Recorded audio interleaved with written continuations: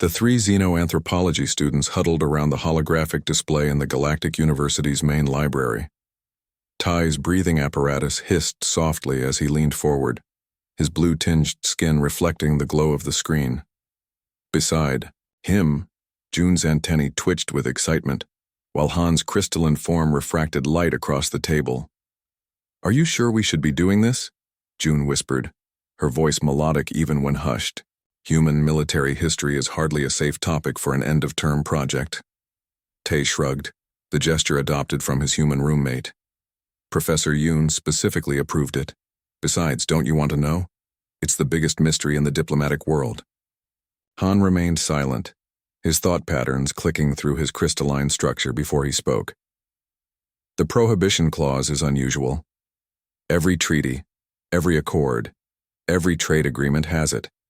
No species may declare war on humanity, yet humans aren't particularly powerful compared to other species." The assignment had come that morning. Each student team had to choose an anthropological mystery to solve. Most picked safe topics: the mating rituals of the Fornax cluster, the evolution of Rigelian cuisine, the linguistic drift of the Andromeda colonies. But Tay had convinced his friends to tackle something more ambitious. "Look at this," Tay said, pulling up a diplomatic record. The clause was first introduced 78 years ago after something called the Incident. Before that, humans were just another species trying to find their place in the galactic community. The library's ambient lighting dimmed as evening approached. Most students had already left for dinner, but the three remained, captivated by the puzzle before them. "There's barely anything here," June noted, scrolling through the sparse information. "Just diplomatic talk and vague references. No actual explanation of what happened."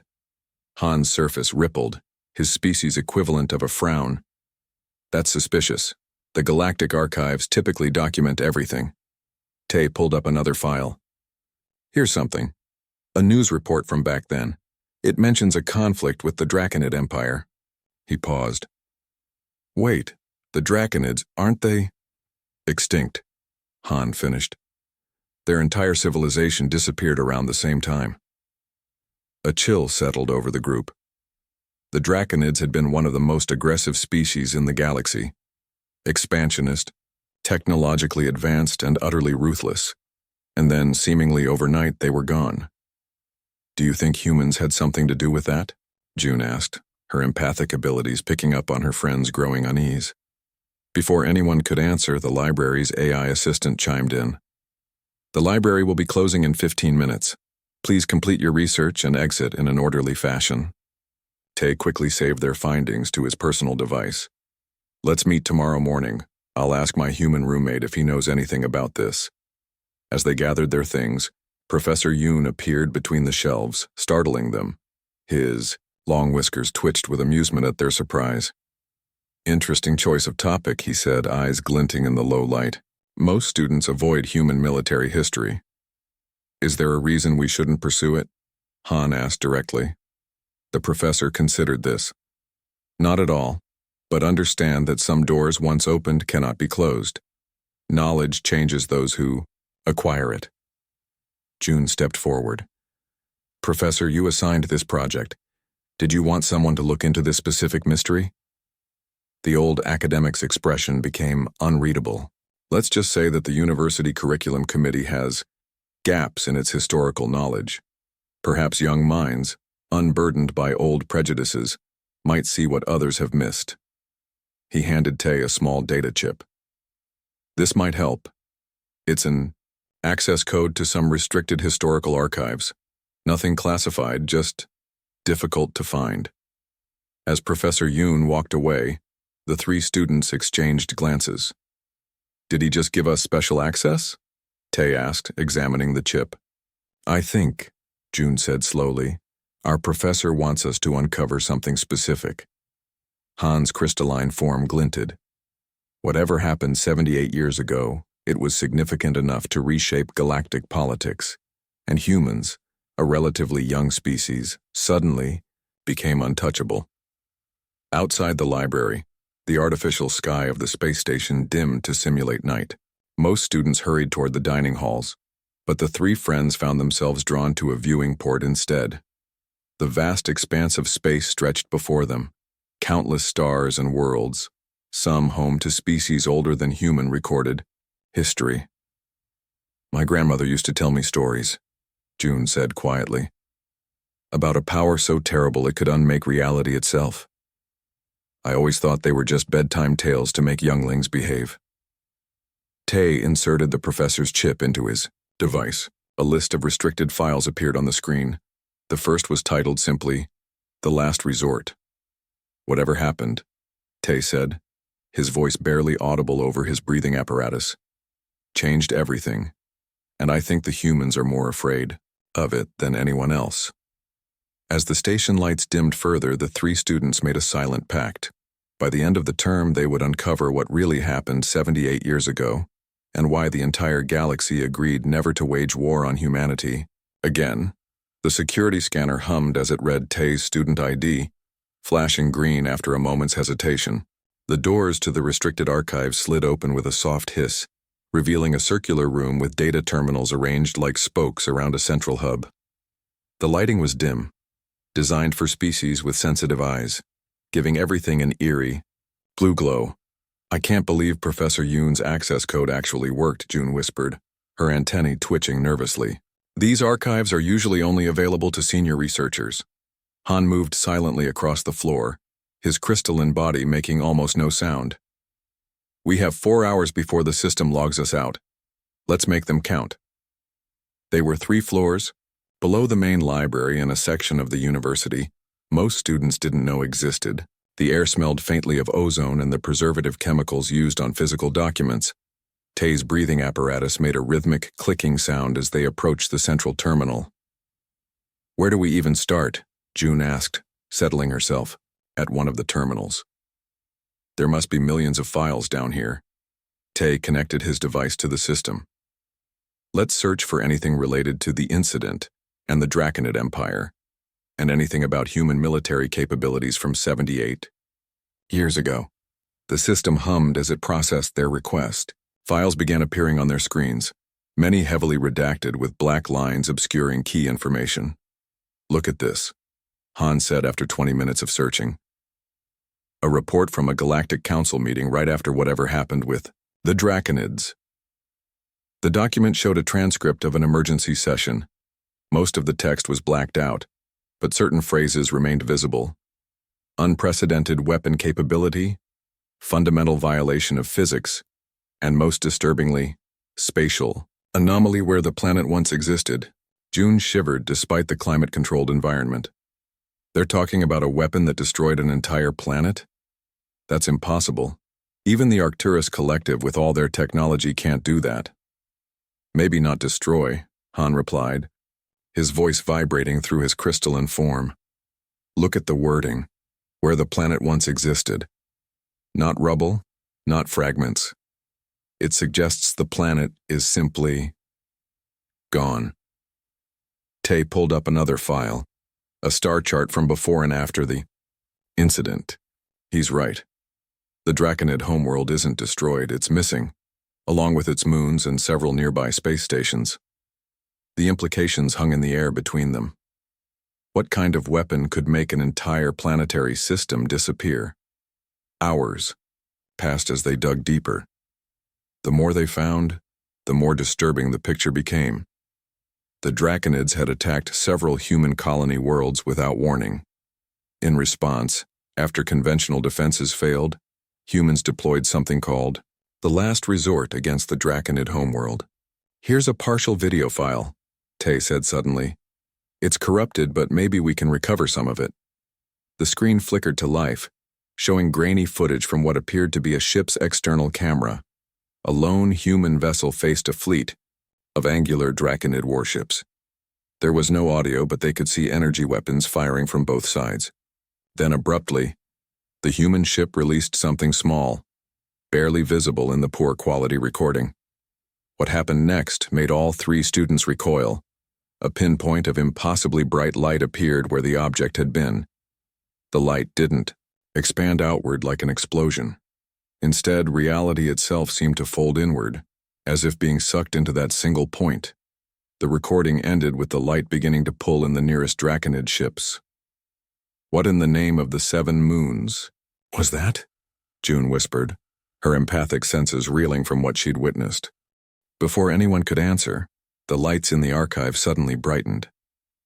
Standing by the entrance was a human woman in the formal attire of the diplomatic corps. Her dark hair was pulled back severely, and her expression was unreadable. "I'm Director Kim," she said, her voice calm but firm. "I'm afraid I need to ask what 3 undergraduate students are doing accessing restricted military archives at 2 a.m. Tay stood quickly, nearly knocking over his chair. "We have permission, Professor. Yoon gave us an access code for our research project." "Did he now?"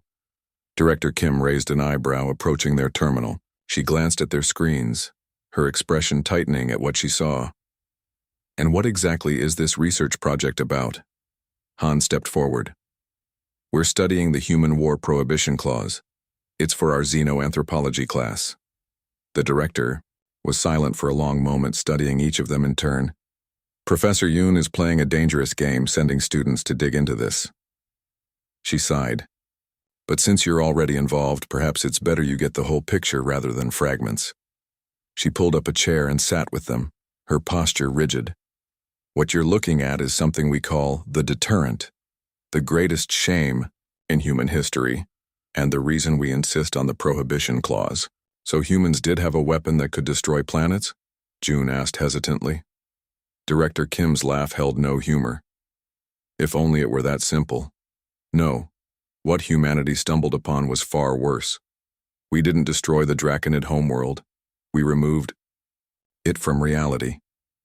The archive seemed to grow colder as she spoke. "I wasn't planning to interfere with your research, but your access patterns triggered automated alerts. Now that you've seen this much, you need proper context." She stood up. "Tomorrow, 3 p.m., come to the Diplomatic Corps office on campus. Ask for me by name." As she turned to leave, Tay found the courage to ask, "Are we in trouble?" Director Kim paused at the doorway. "No, but you're walking a path few are permitted to see. What happened 78 years ago is something most humans would rather forget." Her eyes reflected the blue light of the terminals. "The Prohibition doesn't exist because we're afraid of being attacked. It exists because we're terrified of what we might do if we're forced to defend ourselves again." After she left, the 3 students sat in stunned silence, the weight of what they'd discovered pressing down on them. The clock showed 2:18 a.m., but none of them felt tired anymore. "Should we go tomorrow?" June finally asked. Han's crystalline form pulsed softly as he thought. "I don't think we have a choice anymore. We've seen too much to walk away." Tay nodded, downloading what files they could to his device. Whatever humanity did to the Draconids, it was bad enough that they'd rather beg the galaxy never to fight them than risk using their weapon again. As they left the archives, the implications of what they'd learned weighed heavily on them. It wasn't just an academic question anymore. They were uncovering something that had reshaped the power dynamics of the entire galaxy, a secret kept not through force, but through mutual fear. The transport pod hummed as it carried Tai, June, and Han through the lower levels of Orbital City. Unlike the pristine academic towers and diplomatic quarters above, these sectors had a worn, lived-in quality. Neon signs in a dozen languages flashed advertisements for everything from repair shops to exotic food stalls. The air smelled of cooking oil, machine lubricant, and the distinctive tang of too many species living in close quarters. "Are you sure this is the right place?" June asked, pressing her face against the window. Her antennae flattened against her head, a sign of anxiety among Viridians. Tay checked the directions on his device again. "This is where Director Kim sent us. Apparently Jin has been living down here for decades." Their meeting with Director Kim the previous day had been brief, but revelatory. She had explained that there was someone they needed to meet, an actual witness to what humans called the incident, a Centaurian trader named Jin who had been in the wrong place at exactly the wrong time. Why would a witness hide in the lower levels? Han's crystalline voice vibrated with suspicion. If he saw something important, wouldn't the authorities want his testimony? The pod slowed to a stop at a crowded platform, Director Kim said he gave his testimony right after it happened, Tay explained as they disembarked. Then he disappeared. She only tracked him down a few years ago but agreed to leave him alone. They navigated through narrow corridors and packed marketplaces following the blinking dot on Tay's map. The further they went, the fewer students they saw. This was a part of the station inhabited by long-term residents, traders, mechanics, and others who kept the massive orbital habitat functioning. Finally, they arrived at a small door wedged between a parts shop and what appeared to be a fortune-teller's booth. A faded sign in Centaurian script hung crookedly above it. "This is it," Tay said, adjusting his breathing apparatus nervously. Han stepped forward and pressed the buzzer. Nothing happened for a long moment, then a scratchy voice came through the intercom. "Go away. I don't buy, sell, or trade with students." June leaned toward the speaker. "Mr. Jin? Director Kim from the Earth Diplomatic Corps sent us. We're researching the incident." Silence followed, so complete they could hear the distant hum of the station's environmental systems. Then with a sudden hiss, the door slid open just wide enough to reveal a single large compound eye. "Director who?" the voice rasped. "Kim," Tay responded. "She said you might be willing to talk to us." The eye studied them for an uncomfortably long time. Then the door opened fully, revealing an elderly Centaurian. Jin was shorter than most of his species. His exoskeleton faded from the deep blue of youth to a pale, almost white color. 2 of his 6 limbs appeared stiff, moving mechanically compared to the others. 78 years, and they still can't. "Leave it alone," Jin muttered, turning away. "Come in then, wipe your feet or appendages, whatever you have." The interior was a single room packed with odd trinkets, most appearing to be souvenirs from dozens of worlds.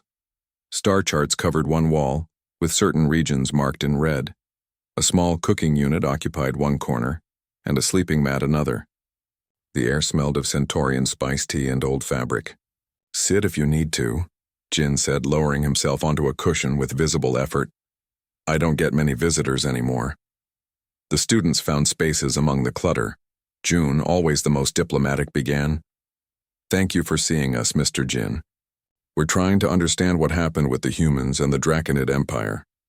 Jin's mandibles clicked rapidly, the Centaurian equivalent of nervous laughter. "Understand? No one understands what happened that day, not even the humans who did it." "You were there?" Han asked directly. The old trader's compound eyes dimmed slightly. "Not by choice. I was running supplies to the outer colonies. Good money. In it, even with the Draconids causing trouble." He reached for a pot on the heating unit, pouring himself a steaming cup of tea with a slightly trembling limb. "My ship wasn't anything special, just a reliable old freighter. I was about to jump to hyperspace when my nav system picked up massive energy readings from the Draconid home system." Jin paused, taking a long drink. "Curiosity. That's what nearly got me killed. Instead of jumping away, I moved closer to see what was happening." The students leaned forward unconsciously, captivated by the first-hand account. The Draconids had gathered most of their fleet, hundreds of ships surrounding a single human vessel. Jin's voice grew quieter. "I thought I was watching the last stand of some poor human captain. Then I saw it." "Saw what?" Tay prompted when Jin fell silent. The old trader set down his cup with a sharp click. "The humans called it the last resort. I called it the day physics broke." His compound eyes swiveled to each of them in turn. "The human ship launched something, small. From my distance, I couldn't see what. But what happened next?" Jin stood abruptly, moving to the star chart on the wall. His trembling limb pointed to a blank space where the Draconid homeworld should have been. It started as a point of light, not bright at first, almost beautiful. Then reality itself seemed to fold, like fabric being pulled through a tiny hole. Jin's mandibles clicked rapidly. The Draconid planet didn't explode. It imploded. Collapsed. Into that single point, along with its moons, nearby ships, everything. The very space it occupied seemed to warp and twist. The room fell silent except for the soft hiss of Ty's breathing apparatus. My instruments went crazy. Gravity waves, radiation no one had ever recorded before. My ship's AI couldn't even categorize what it was seeing. Jin turned back to them. I barely managed to jump away before the effects spread further. My ship was damaged. 2 of my limbs were caught in a gravity wave. Never healed right. June's empathic abilities picked up the old trader's genuine fear. What was it? What did the humans use? Jin returned to his cushion, suddenly looking much older. The humans had discovered something, a theoretical application that could temporarily suspend certain universal constants within a limited area. They thought it would create a controllable, localized effect. His voice dropped to a whisper. They were wrong. Han's crystalline surface rippled with concern. And after? What happened? I drifted for days before being picked up by a council rescue ship. Jin's eyes dimmed again. They debriefed me for weeks. Then the quarantine began. The entire sector was sealed off. Nobody goes there even now. There's still something wrong with that region of space. The old trader looked at each of them. After I gave my testimony, I wanted nothing more to do with any of it. I came here, where nobody asks questions about the past. Tay hesitated before asking the question that had been bothering him since they began their research. The Prohibition clause. Is it because the humans are dangerous? Jin made a sound between a laugh and a sigh. Young one, you don't understand. The Prohibition isn't there to protect humans from war. He leaned forward, voice barely audible. It's there to protect everyone else from what humans might do if pushed to extremes again. As they prepared to leave, Jin grasped Tay's arm with a surprisingly strong grip. The humans didn't celebrate their victory. When I testified before their military council, do you know what I saw? Not pride, not triumph. I saw horror. I saw people sickened by what they had unleashed. His compound eyes fixed on Tay's. Remember that part of the story, too. Outside, as they made their way back to the transport pod, none of them spoke. The bustling market around them seemed trivial compared to what they had just learned. Do you think he was telling the truth? June finally asked as they boarded the pod. Han's crystalline form pulsed thoughtfully. His fear was genuine. Whatever he saw that day, it haunts him still. Tay looked out at the stars as the pod rose toward the university levels. Tomorrow we meet with Director Kim again. I think there's more to this story than even Jin knows. Thitioi, Earth Diplomatic Corps building stood apart from the rest of the university campus. A sleek structure of glass and polished metal that reflected the artificial sunlight. Unlike the open, welcoming architecture of the academic buildings, this one had a single entrance guarded by security systems that scanned each visitor thoroughly. I feel like we're walking into trouble, June whispered as they approached the entrance. Her antennae kept shifting directions, picking up the subtle electromagnetic changes in the air. Tay adjusted his breathing mask, trying to appear more confident than he felt. Director Kim invited us here. We haven't done anything wrong. Yet, Han added, his crystalline form catching the light. Knowledge can be a violation too, depending on who's keeping the secrets. The guards, 2 humans and a Rigelian, watched them approach with professional detachment. After checking their university IDs against a list and scanning them again, they were directed to a lift that descended rather than rose. Underground? June asked nervously. I thought diplomatic offices were always on upper levels. The lift dropped smoothly for longer than seemed possible. When the doors finally opened, they found themselves in a corridor with walls of actual stone, not the synthetic materials used throughout most of the station. Director Kim was waiting for them, her formal attire replaced by a simple gray uniform, bearing only a small Earth insignia. Thank you for coming, she said, gesturing for them to follow. And thank you for speaking with Jin. He confirmed you visited but wouldn't tell me what he shared. That's good, means he still trusts his own judgment. She led them down the corridor to a heavy door marked with symbols none of them recognized. This facility was built before the university, Director Kim explained as she placed her palm on a scanner. It's one of only 3 places in the galaxy where complete records of the incident are maintained. The door slid open silently, revealing a room that resembled a small theater. Curved rows of seats faced a large wall that appeared to be a screen. Please sit anywhere, Director Kim said, moving to a control panel. What you're about to see has been viewed by fewer than 200 non-humans since the event occurred. They chose seats in the middle row, watching as Director Kim worked at the panel. The lights dimmed. You've pieced together much of the story already, she said, turning to face them. The conflict with the Draconids, the deployment of what we called the last resort, the aftermath. But context matters, especially with something like this. The screen came to life, showing a recording date stamped from 78 years ago. A tired-looking, human woman in a military uniform addressed the camera. This is Admiral SEO of Earth Central Command. The following is a complete record of Operation Last Light, authorized under Emergency Protocol 7 Alpha. May those who view this understand that our actions were taken with the heaviest of hearts. The screen shifted to show images of human colonies, once thriving settlements reduced to rubble, bodies lined streets, buildings burned. The Draconid Empire attacked without warning, Director Kim narrated as the images continued. 7 human colonies hit in 3 days, millions dead. We tried conventional defenses, diplomacy, even offered unconditional surrender to save the remaining colonies.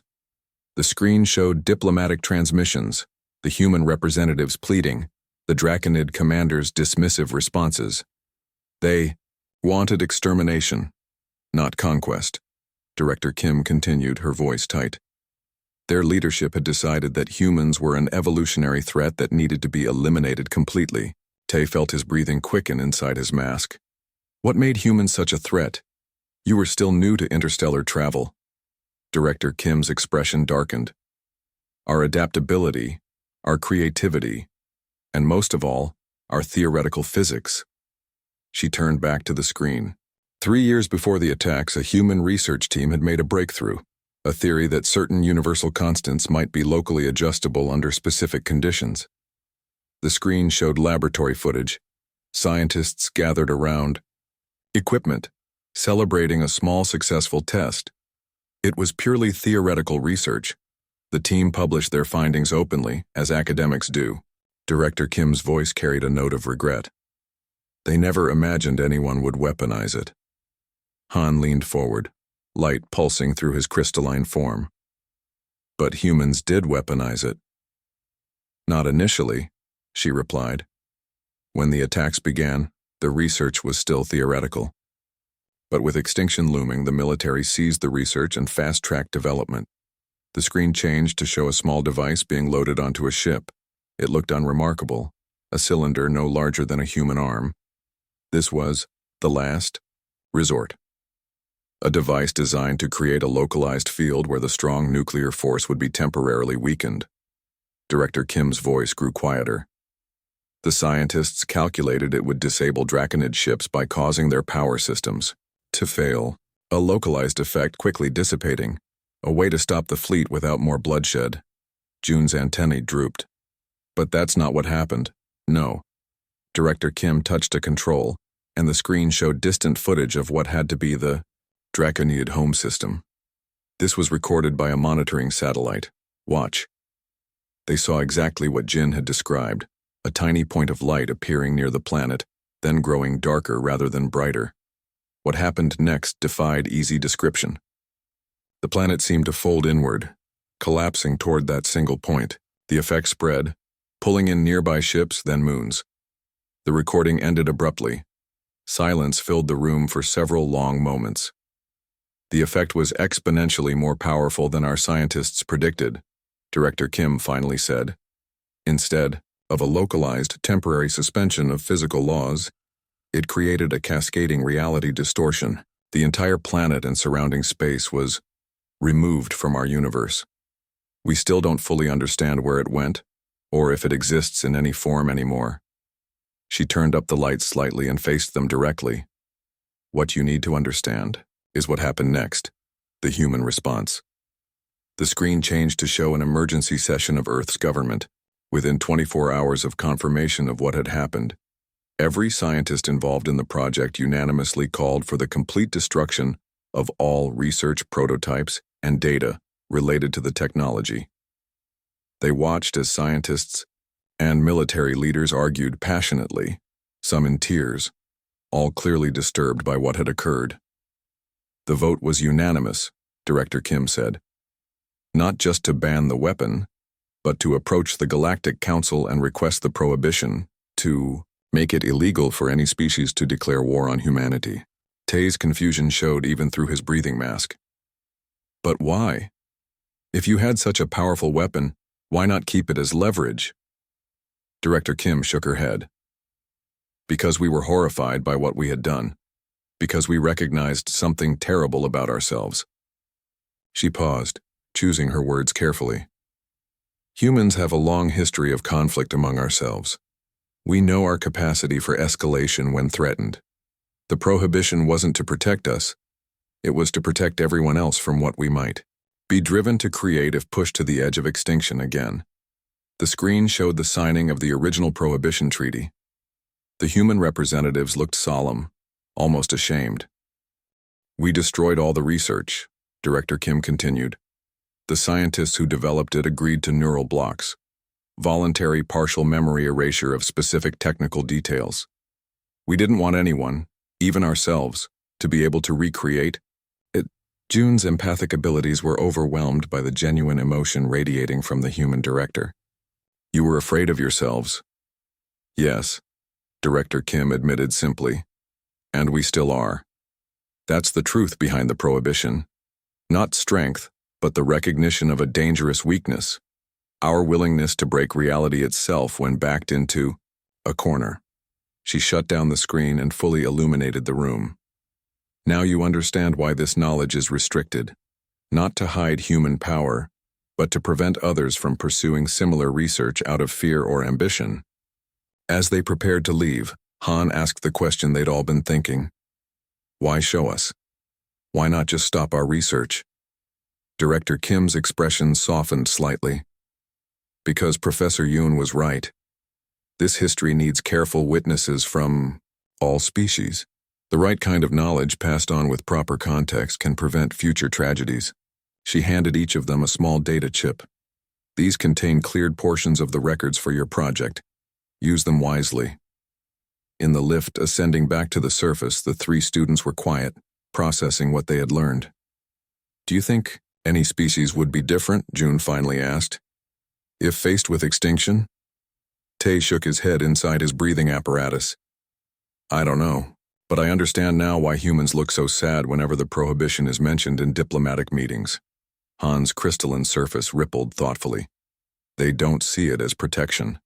They see it as a reminder of their greatest shame.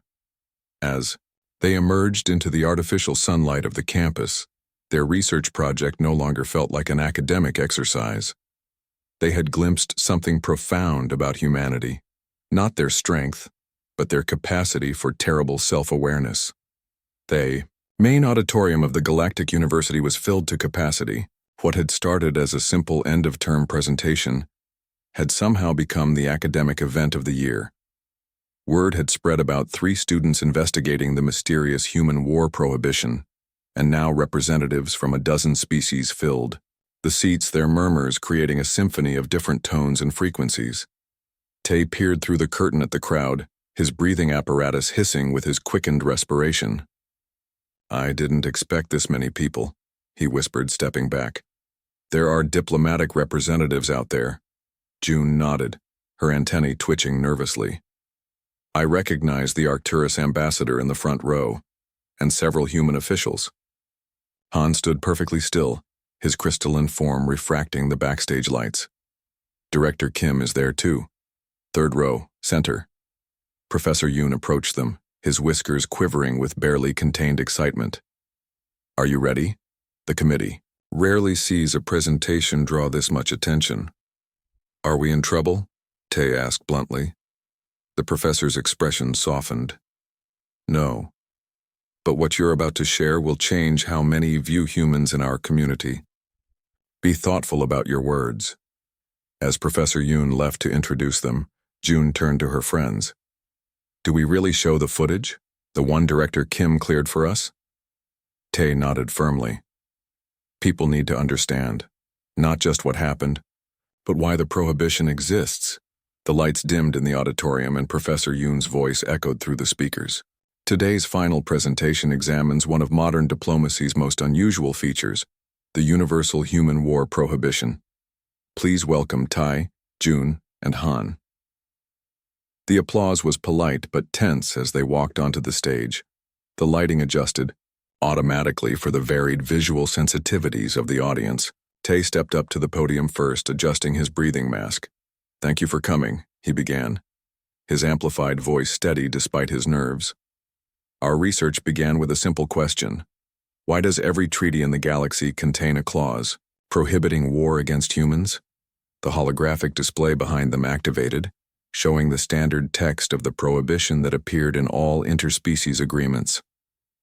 "The common assumption," Tai continued, "is that humans possess some secret military advantage, a weapon or technology so powerful that the Galactic Council agreed to this unusual restriction." He paused, looking across the silent audience. "That assumption is only partially correct." June stepped forward next, her elegant viridian form drawing attention as she gestured to the display, which changed to show historical images of the first human-alien contacts. "Humans joined the galactic community relatively late," she explained. "Their technology was unremarkable, their military capacity limited to their solar system. Yet within 30 years of first contact, the prohibition was established and unanimously approved by the Council." A ripple of murmurs moved through the audience as many leaned forward in their seats. "The catalyst," June continued, "was a brief but devastating conflict with the Draconid Empire, a species that, as we all know, no longer exists." Han took the center position, his crystalline voice ringing clear through the auditorium. "Our research uncovered the truth behind what humans call the incident, the event that led directly to the prohibition." The display changed to show the timeline they had pieced together, highlighting the Draconid attacks on human colonies and the desperate human response. Facing extinction, humans deployed an experimental weapon based on theoretical physics research, Han explained. A device designed to temporarily alter fundamental forces within a limited area.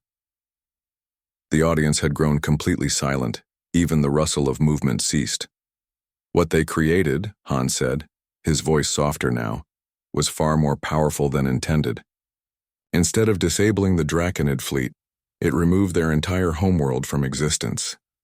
Gasps and clicks of disbelief spread through the audience. A Rigelian diplomat in the second row stood halfway, then slowly sat back down. Tai returned to the podium. "We interviewed a direct witness, a Centaurian trader who observed the deployment of the weapon from a safe distance, with permission from Earth authorities. We will show you limited footage of the event." The lights dimmed further as the display showed the recording they had seen in Director Kim's underground facility, the distant view of the Draconid planet, the small flash, and then the impossible sight of an entire world folding inward upon itself, disappearing into nothingness. The recording ended with static as the monitoring satellite systems failed. When the lights came up again, many in the audience appeared shaken. A few had closed their eyes or covered visual organs. June stepped forward again. "What most people don't know, what we discovered through our research, is what happened immediately afterward." The display changed to show the emergency session of Earth's government that Director Kim had shown them. "Within 24 hours of confirming what had happened," June explained, "humans made a decision that defies conventional power politics. They destroyed the weapon, all research related to it, and approached the Galactic Council with a request." The audience stirred again, confused murmurs spreading. "A request," June emphasized. "Not a demand backed by their terrible weapon. A request that no species ever be allowed to declare war on humanity." Han moved to stand beside her. "Our initial assumption was that humans were protecting themselves, that the prohibition was designed to prevent others from attacking them." His crystalline form pulsed with emotion rarely seen in his species. "We were wrong." The display changed to show the original signing of the Prohibition Treaty. The footage was enhanced to show the faces of the human representatives, their expressions solemn, some with visible tears. "The Prohibition," Han continued, "was humanity's way of protecting everyone else from themselves.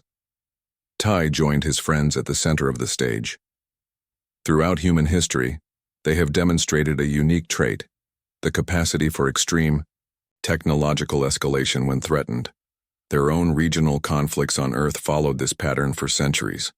He gestured to the display, which now showed historical images from human wars, each more destructive than the last. When faced with the Draconid threat, humans didn't just create a bigger weapon. They created something that violated the fundamental laws of reality as we understand them. Tay paused, letting his words sink in.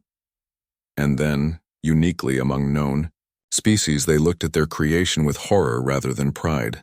The newly declassified footage began to play. Human scientists and military leaders arguing passionately for the complete destruction of all research related to the weapon.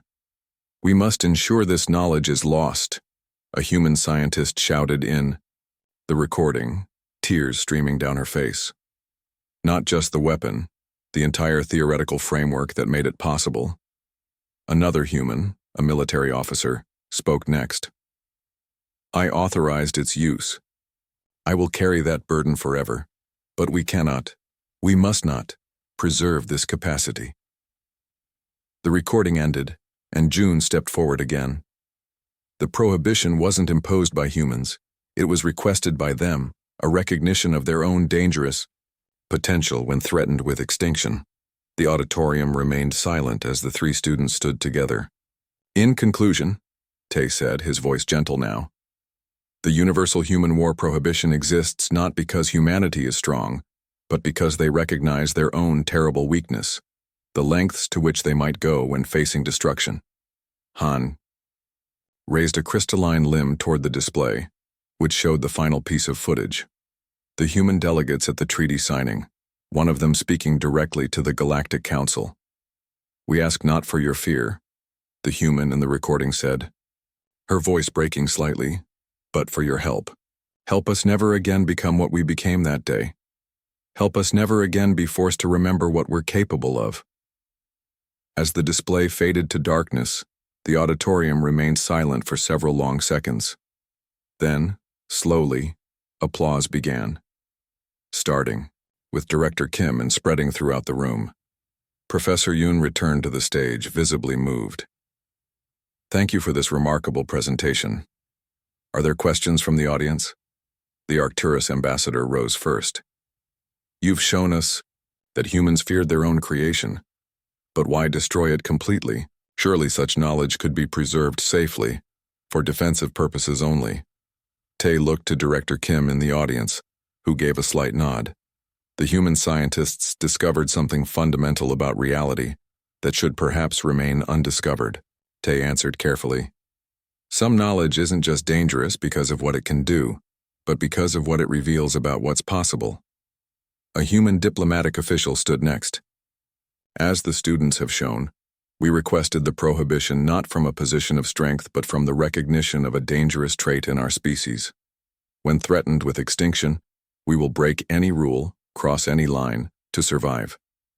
The prohibition helps ensure we are never placed in that position again." As the questions continued, June sensed something changing in the room, not just understanding but a deeper appreciation for the complexity of the human species. Not as conquerors or warriors, but as beings capable of creating terrible things, and then choosing to destroy them out of moral conviction. After the presentation ended and the crowd began to disperse, Director Kim approached the three students. "You did well," she said simply. "You told the truth but with context and compassion. Will we get in trouble for revealing classified information?" Han asked. Director Kim shook her head. "Everything you showed was cleared beforehand. Some truths need to be remembered, even painful ones." As they gathered their materials, Professor Yoon rejoined them, beaming with pride. "An exceptional presentation. I knew you three would find the right approach." Tay looked at him curiously. "You knew what we would find all along, didn't you? That's why you approved our topic." The professor's whiskers twitched with amusement. "I suspected. The galaxy is filled with species who boast of their power. Humans are perhaps the only ones who have gone to such lengths to limit their own." Walking out of the auditorium together, the three friends found themselves looking at the humans they passed with new eyes, not as mysterious or dangerous aliens, but as beings carrying a burden of knowledge and restraint few other species could understand. Do you think they made the right choice? June asked quietly as they watched a group of human and non-human students laughing together in the courtyard. To destroy their weapon? Han considered. Yes, but the more important choice was what came after, asking for help to ensure they never needed to create such a thing again. Tay nodded inside his breathing apparatus. That's the real lesson, isn't it? Not that humanity possessed the power to unmake a world, but that they recognized the darkness within themselves and chose another path. As the artificial sun began to set over the university, casting long shadows across the grounds, the three friends walked in companionable silence, carrying with them an understanding that would forever change how they viewed not just humans, but the complex moral choices that defined true wisdom in any species.